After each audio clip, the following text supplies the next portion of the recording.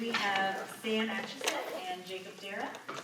Just Sam. Just Sam, all right. Jacob's gonna sit and look pretty. Oh, all right, he's calling you out, seems like.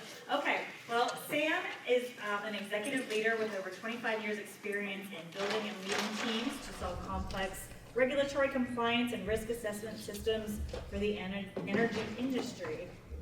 Sam draws on a combination of software engineering, system and data integration, product and project management, and client engagement to ensure solutions meet the needs of the energy industry. So let's welcome Sam. Yeah, all that really means is I've known a lot of you in this room for about 20 years, and I've stubbed my toe and learned my lessons. Right? All right, so my name is Sam Acheson. I am here today with a company called Teren. Seth Tribby, who spoke earlier, mentioned that he actually presented for us last year, and same company, same great people, and yeah, I'm here today to kind of talk about a trend that we're seeing and a trend that we're working with our customers on, in this kind of thought of how do we start thinking beyond just risk management, right? We've been putting risk management programs in place for how many years, and right now we're starting to get triangulation of enough data points that are coming into us at a high enough frequency, at a high enough accuracy from different business systems that we can start to bring this data together and really start to be thinking forward in managing assets. So as we go through this today, a little bit of a story that I've kind of put together for everyone, really just kind of framing up this risk and resilience thing, but then bringing it back to our industry, right? We do a lot of great things, from providing valuable energy across the planet to the stuff we do inside of our communities and whatnot. And I think that oftentimes we get a bit negatively pushed on due to certain trends that are happening in society, right? But I think we can all use this to kind of change those trends and start to be very proactive in there.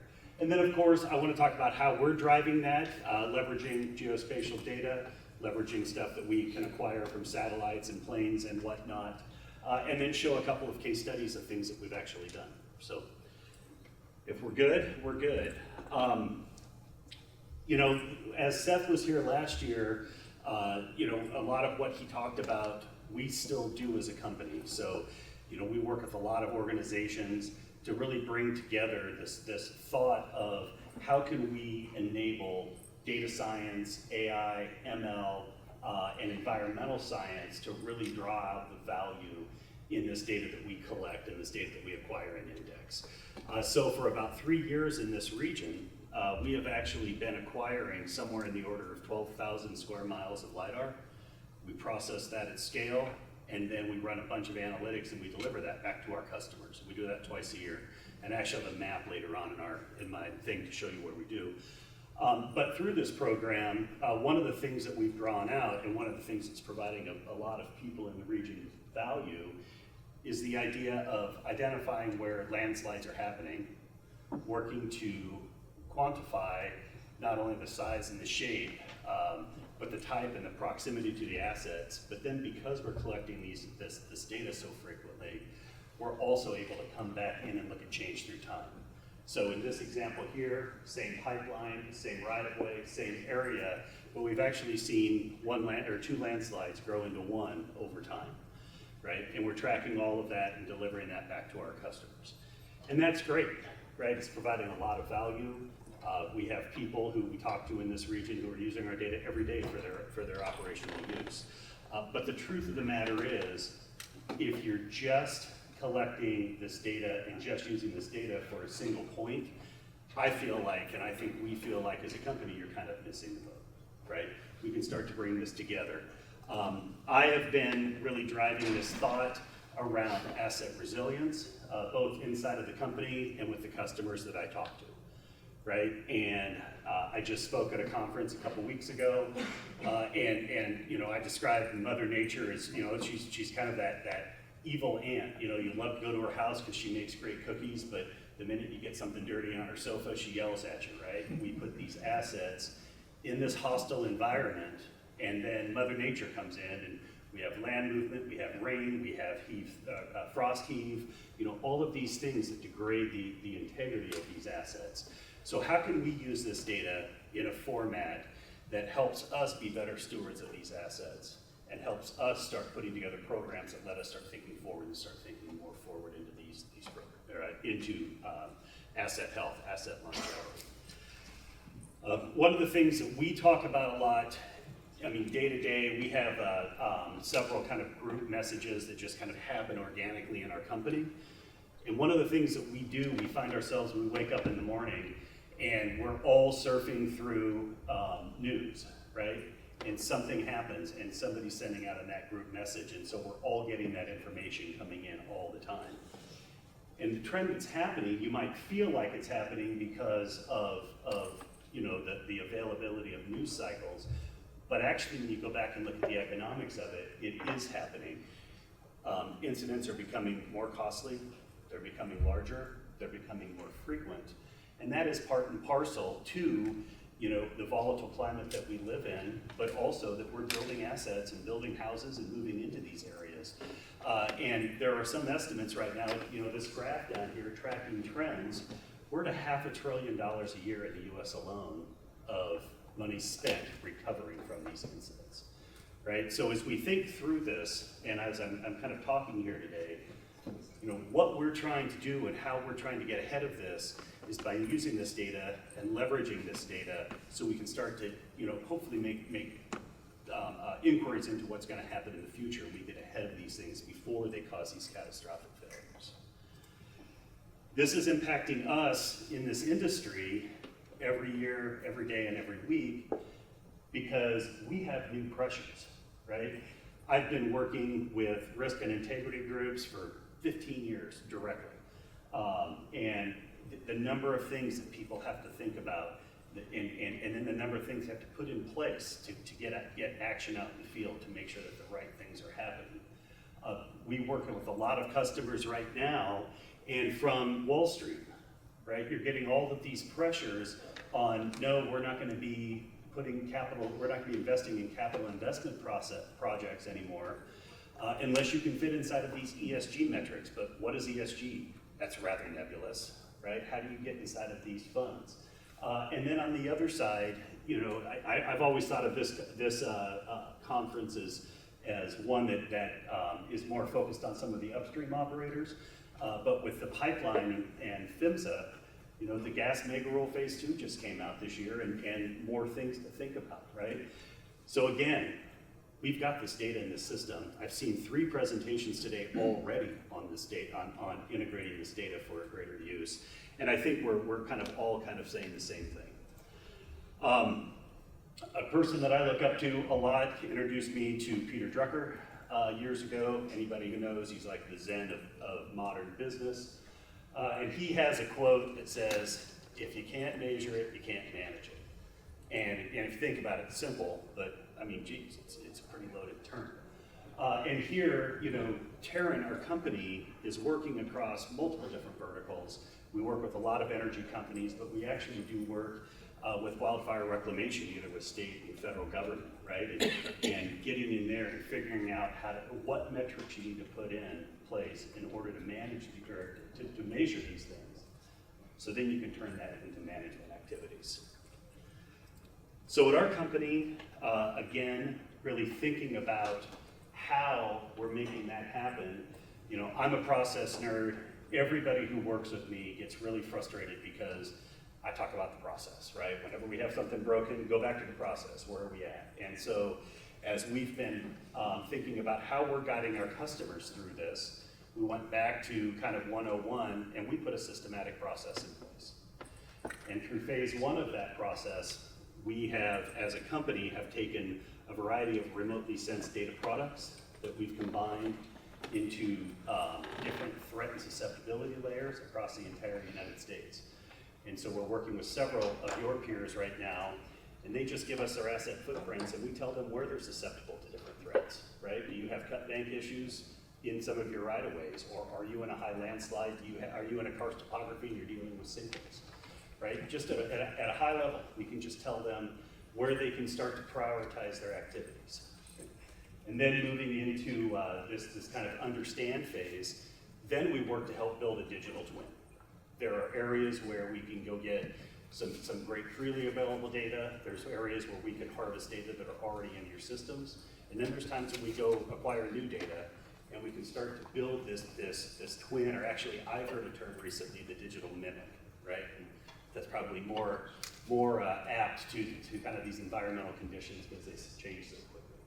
And once we get those together, then we can start to prioritize. So, you know, that one of the first slides I showed had the geohazards that we're moving together.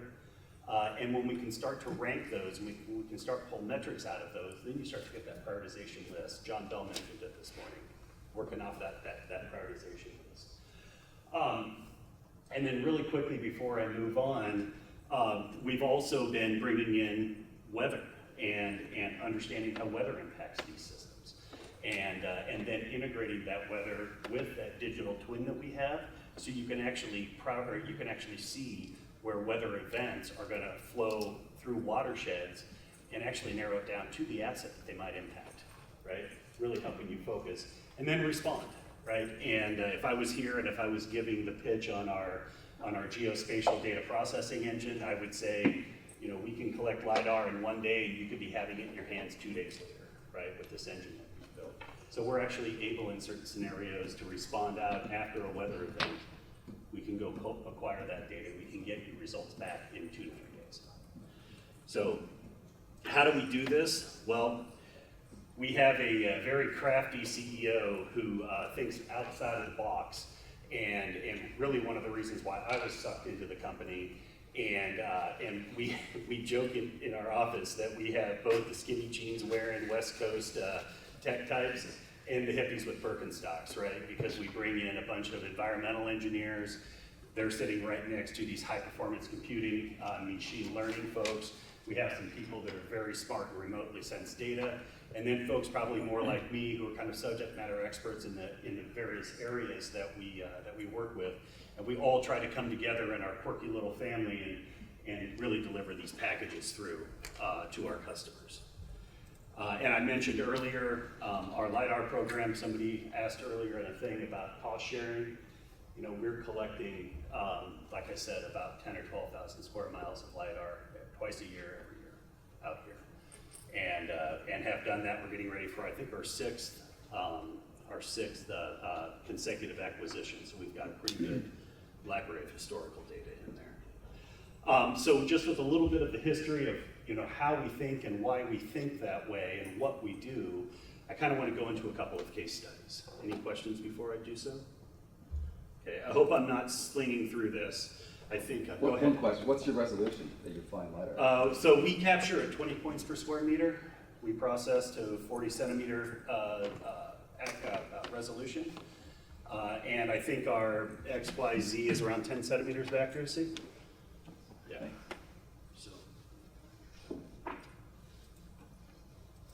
All right. So I mentioned kind of going into a couple of case studies. You know, first and foremost, so this company started out in about 2015 or 2016, you know, with a guy who had a lot less gray hairs in his beard, living in a trailer out here with a drone in his backpack and ArcGIS on a laptop, and was really playing around with how do we, you know, we know that there's a big problem. We know that land is moving. People really consider this land movement as kind of these acts of God or force majeure, but there's got to be a way to think about this differently. And then really kind of partnered with some people in academia to take these rather coarse, publicly available data sets that might show a lot of risk across the entire region and refine those data sets down to where you could really hyper-focus on a certain set of criteria and be able to identify where a slope was going to move. And then potentially bring in existing slip data, be able to train these algorithms off of this slip data so you can go find more, right?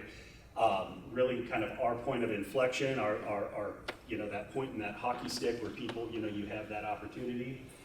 We actually defined or identified an area that was one of the highest percentages of threat. a rainstorm came through, and what was tragedy for someone was opportunity for us, because, you know, pipeline rupture. And immediately, you know, got called into meetings, immediately started scaling up the team, immediately started bringing on hand wavers like me, to then, you know, how can we do this across our entire system, right? At that point, LiDAR, drones didn't scale, our current processing technology didn't scale, so we went back, reinvented the wheel, and now are working, you know, with those same operators and delivering them not only highly accurate, highly actionable data twice a year, but also helping them track those metrics through time. So here we're tapping into what we're doing through our Esri delivery platform to be able to quantify some of those metrics up, so people who are interested in them can see, you know, is the number of geohazards we have climbing, or are they decreasing, right? One of the things too, in kind of talking, using this slide to kind of talk a little bit about, you know, what we'll call the democratization of data, you know, really trying to take one data source and get as many answers out of it as possible. We're actually extracting building structures from LiDAR, because that three-dimensional point cloud gives a very clear representation of what a building is. And LiDAR can actually see through the canopy of trees, or if you fly in a leaf-off condition, of course. But oftentimes you get a better resolution, or you get more accuracy from just imagery alone, right? Then we can triangulate this with imagery, we can do some validation, and we can help with those classifications. The other thing on there, and if you look at the section across the bottom, ESG, for those who don't know, stands for environmental, social, and governance. What are you doing for the environment? What are you doing for the societies you work in? And how are you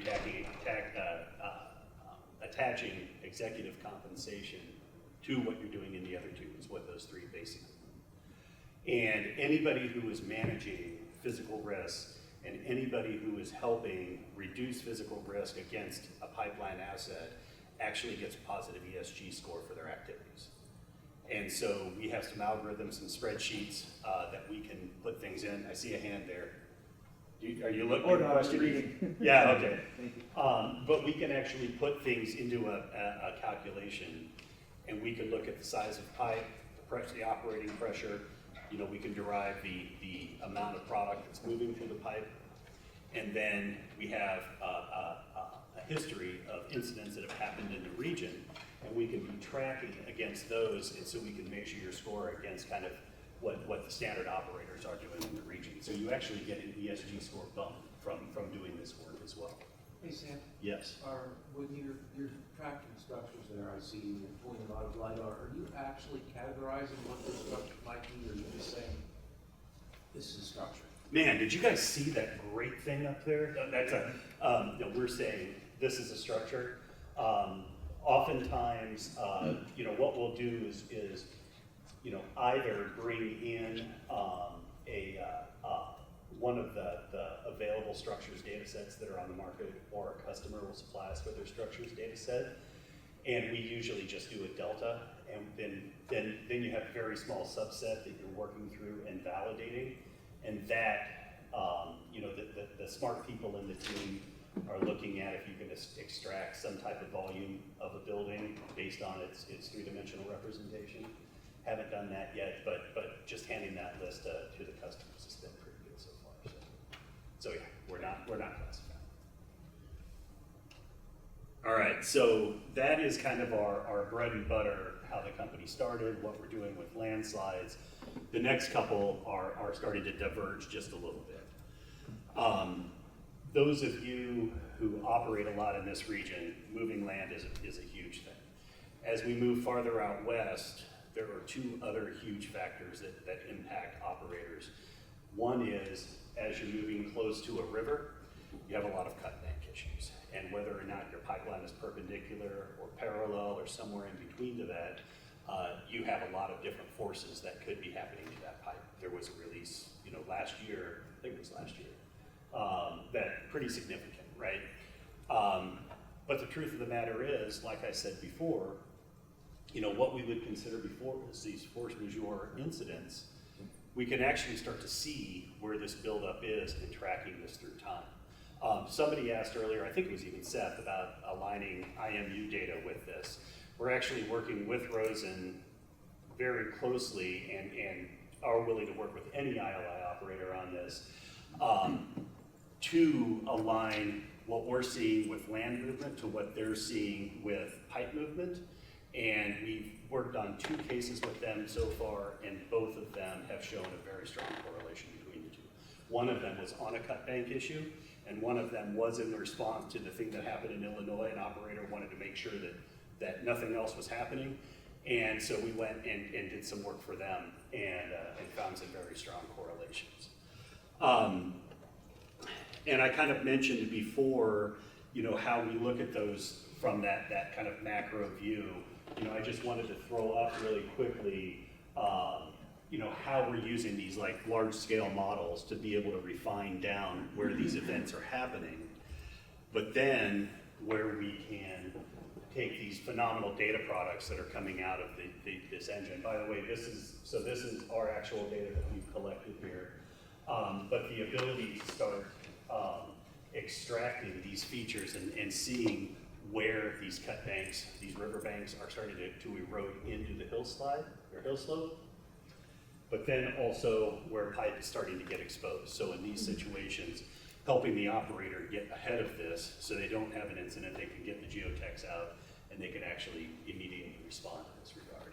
And then because we're indexing and storing all of this data through time for them, every time that they acquire again, we're doing everything we can to minimize any of the drift. We're flying the exact same flight lines with the exact same sensor, with the exact same parameters. So just like John said before, then we can really tighten up that change detection and we can see where we are, where we can get ahead of this. I know that solar activity is going very strong, and believe it or not, these green energy solar sites are having the exact same environmental problems that a lot of other construction sites are having, where they get this heavy channeling. You get this channeling that comes into the site, and you have to shut the site in, losing money. I mean, everybody knows about that, right? You're losing money while you restore this, and then you hope that it lasts for a while, right? So, thinking about the values of this data that we collect and how we collect it, at night, a lot of the more modern solar sites, they can put those panels in a 90-degree angle, and we can fly LiDAR at night because it's an active sensor, so we don't have to require daylight in order to get a response back.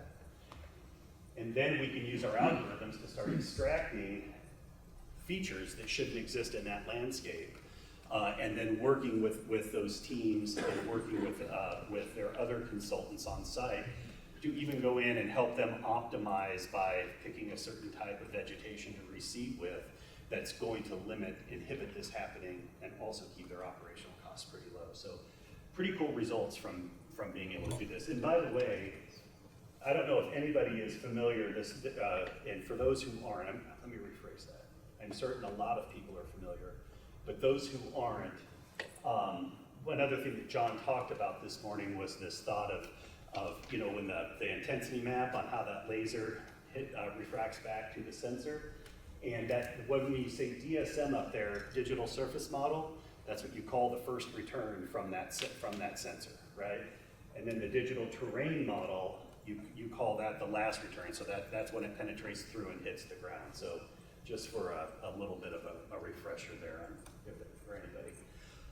And then finally, and then I'll kind of go into a summary and we can take some questions. But bringing these data sources together has also been really valuable, totally outside of this space. And we've actually been doing a lot of work in fire modeling and in fire response. And in this scenario, one of the states out west just had the largest fire in their history. They didn't even know how to start reclaiming the ground around it. And for those who know, and anybody who knows more than me, I learn very loosely, so I apologize. But the charred remnants of the trees and the plants that's left, they call it biochar, right? And it's the black soot that hits the ground. When that mixes with soil and mixes with water and flows downhill, and then it settles, it turns into like a concrete type material. So if you live downslope from that, your basement could get filled and you've got concrete in your basement. Your car could get filled. You see pictures of people's cars being pushed down the road. It's because you've got a very dense, very massive object that's putting a lot of force in those things. And so the federal government, they want to get ahead of that. They want to find out where they can prioritize. They've got limited budgets. They've got limited people. As we were to go in and help them out, we were actually flying LiDAR every single day. At night, we would process it. We would run our algorithms on it. The next working day, they had everything to date that we had done, and then we would sequentially get that through. So, using this exact same technology that we built, kind of pioneered in Appalachia to help with this land movement for operators, we're actually helping the federal government, help keep our wild places wild and keep people who live around them safe from debris flow. So I just got my 5-minute warning, which is perfect because I'm on my summary slide. So anyway, in kind of thinking through this, and it's a hard story to tell in 25 minutes, but this data is great, and I love anybody who gets their hands on it and anybody that wants to enable it to make their jobs easier and make their jobs better, right? This data is also extremely valuable as we start making that shift and we start thinking about, how can we protect this asset from this risk, to how can we just make our infrastructure resilient by getting enough information, compiling that information, and then pulling enough of that information out. And aside from that, you all can read the deck. I don't need to read to it. And with the time being up, I'd be happy to answer any questions.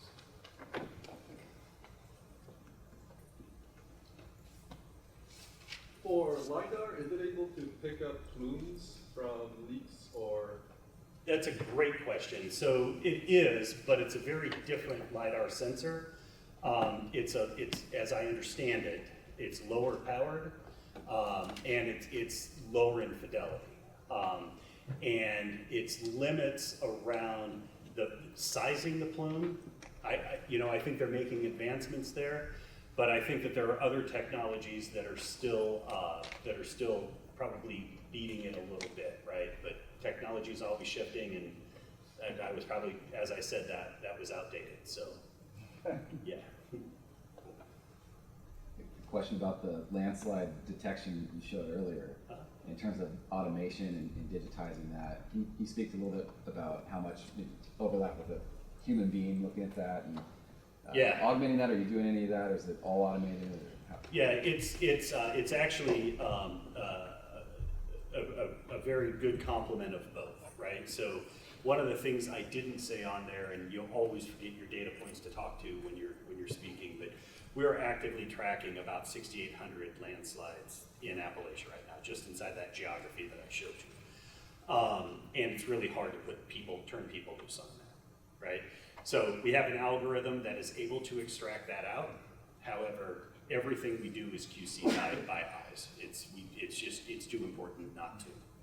So, and then as we're training those models, of course, we go in and make the data better.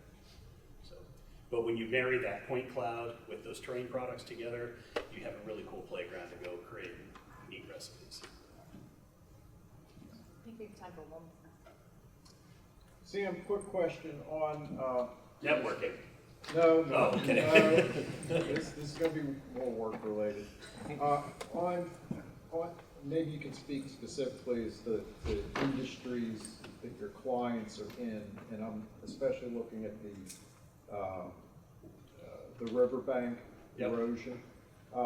In this room, a lot of us just think in terms of oil and gas, gasoline pipelines, but, are you guys also servicing, telecommunications cables, municipal sewage systems, municipal water systems? Yes, no. So as we're growing, so the cool thing about our growth that we're going through right now is, both working directly with operators, and as operators are vertically integrated, they're taking us into different components of their business. But we've also got quite a good following working with some engineering companies and some survey companies, and they're taking us in there as well. And so, as it gets into power transmission and distribution, as it gets into water and wastewater, as it gets into even to highways and railroads, as we start to expand out, yes, those things that are directly and vertically integrated operators, we are. And then we're looking at those partnerships to help us grow in those other areas where maybe we just don't have the reputation that some of our business partners do. But really, Mark, and I think the big value from this, and one of the things that we can all take back is, we think the problems that we're solving are really unique. And oftentimes the needs that we have are very unique, but those underlying data patterns are translational across multiple verticals. And we should think about the value that we can even provide inside of organizations there. Great, thank you. Sure. Thank you.